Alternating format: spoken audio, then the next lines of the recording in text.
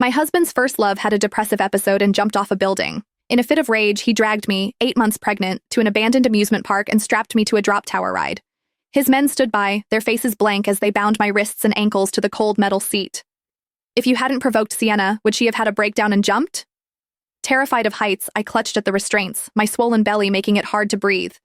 Tears streamed down my face as I admitted my mistake, my voice cracking as I begged him, "Hugh, please, let me go."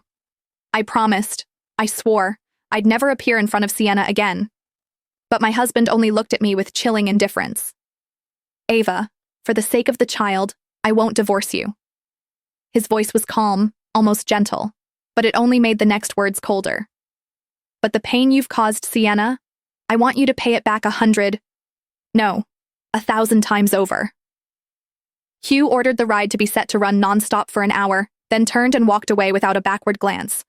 The machinery groaned to life, the seat jerking beneath me as the tower rose higher and higher. I fought against the restraints, screaming until my throat felt raw. Every time the ride plunged, my stomach flipped, the terror so intense I thought I might lose consciousness. Then, on one brutal drop, pain ripped through my body, sharp, hot, and unstoppable. A rush of fluid gushed between my legs, soaking my dress and the seat beneath me.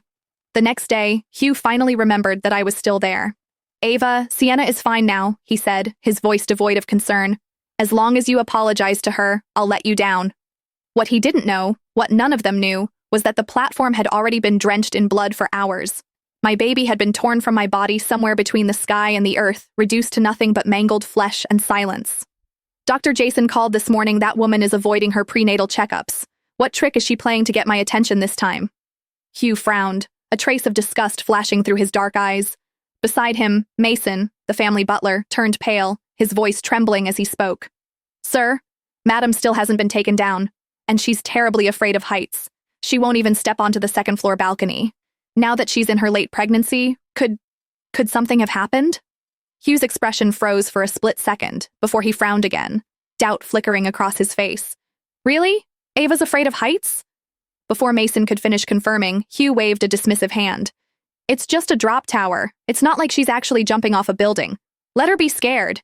It might teach her a lesson so she won't bully Sienna again." Mason lowered his head and dared not say another word. However, Hugh's assistant couldn't hold back any longer. "Sir," at first Madam was screaming, but later she went completely silent.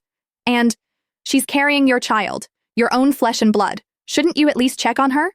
Hugh's expression shifted slightly, but the brief flicker of realization was quickly replaced by scorn.